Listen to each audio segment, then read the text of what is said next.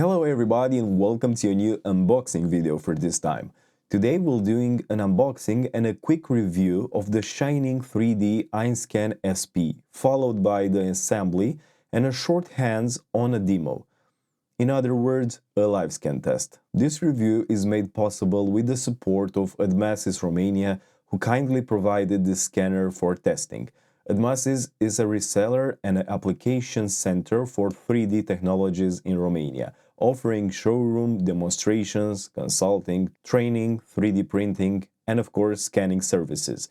They partner with top brands in the industry, and if you're ever looking for a professional 3D solution, you will find all their details in the description below.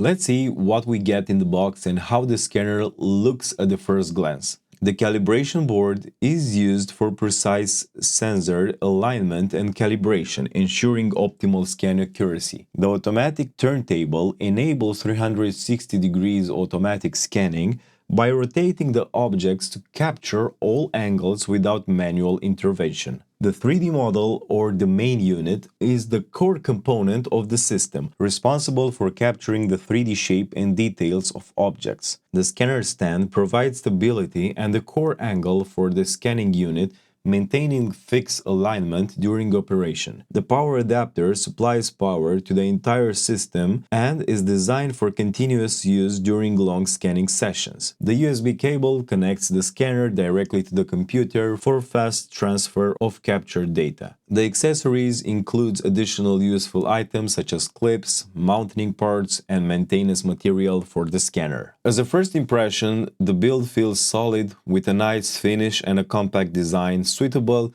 for a desk or any small workshop. In short, the EinScan SP promises excellent precision around 0.05 mm per capture and a fast workflow in automatic mode with the turntable. It uses structured LED light, which is safe for both the eyes and the working environment. It's suitable for prototyping, archiving, small-scale reverse engineering, and design applications. Assembly is straightforward. Mount the turntable, attach the scanner to the stand, and connect it to your PC. Calibration is software guided and takes only a short time. I recommend using a PC with a decent GPU for a smooth experience. We will install the software now. You must look for EinScan SP version. When you launch the program for the first time, you will be prompted to activate your license if the scanner is correctly identified by the system and you have internet access. The next step is the calibration. Place the stand in front of the turntable and press the capture button, and the scanner will take few shots and the table will take a 360-degree turn. Now rotate the stand and repeat the process 2 more times. After this, you need to trigger the color calibration. To do this, just flip the calibration board because it's white on the other side, and the projector will expose different colors on it. It may take a few minutes to do the calibration, but you need to do it just once. When the calibrations are ready, select the New Work option, choose a name, select Texture Scan, and apply. Now you can start to scan. Before doing that, I will explain it as fast as I can the settings. For today's scan, I choose to scan a pier. In the scanning menu, we need to adjust several parameters. The first and the most important parameter is the brightness. It should be set in such a way that you can see clearly the fruit through the cameras. But at the same time, the red areas have to be minimal. The colored objects require the low light compared to dark or black objects that required almost maximum brightness. If the model is multicolored, like this pier, the HDRI function will help you.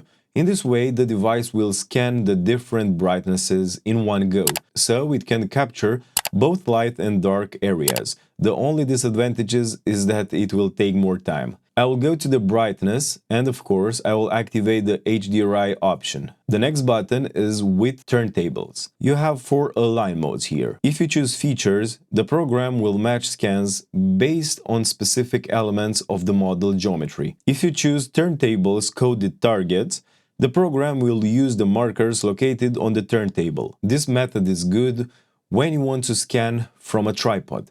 The only thing that you must consider is the fact that the scanned object should be smaller than the turntable in order not to obscure these markers. If you choose markers, you must paste physical markers on the scanned object. It is recommended for objects with no pronounced geometric feature. If you choose turntable align, the rotation angle will depend on the next parameters, turntable steps. It can be charged from 8 to 36. If you scan a simple object, you can select a smaller number. On the other hand, if your object is pretty complex, it's better to choose a bigger number because more details will be captured. In other words, if you want the best result, go with 36. Another parameter is the turntable speed. The default value is 6, which is good for cases when the scanned object is not standing firmly on the table. If you are not in a hurry, it's better to set a low speed. And the last parameter, the turntable turns, you must select either one turn or half turn. For today's project, I will set align mode to features, turntable steps to 12, turntable speed to 4, turntable turns 1 turn. Now let's start scanning by clicking on this button. As you can see, this sphere has areas which are not visible to the cameras when it was in a standing position, and the captured data was not enough to form the model. I will make now another 2 rounds of scanning, putting the sphere horizontally and vertically again. I will fast forward the process.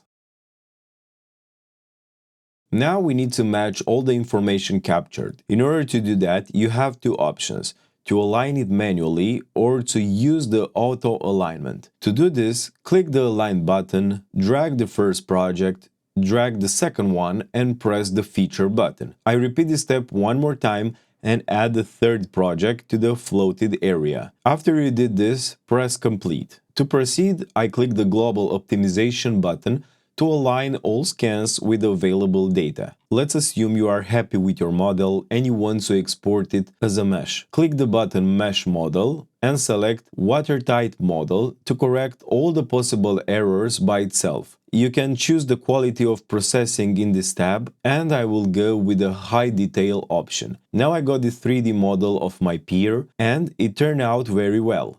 The colors are natural and very accurate. In the left down corner, you can see a number of faces, points and triangles of this pier. If everything is alright, you can export the model by clicking Export your scan. Then Save Mesh locally. I named the file, then I selected all the formats to be exported. I'll open Fusion 360 now to have a look at my model. It looks actually very good and accurate. I also tried to open it in Blender, and it works fantastically. I also have the geometry and the UV map here. In other words, it's perfect to use in several projects. This was today's demo with the Shining 3D EinScan SP. After testing it, I can say it's precise, fast and easy to use 3D scanner, perfect for designers, engineers or anyone who wants to bring real-world objects into digital format. The build quality, simple software and consistent results make it an excellent choice for both professional and educational environments. Once again, huge thanks to Admasys Romania for providing the scanner for reviewing and testing it. If you want to learn more or see it in action, you will find the link to their website in the description below. I hope this video helped you. As always, don't forget to like, share,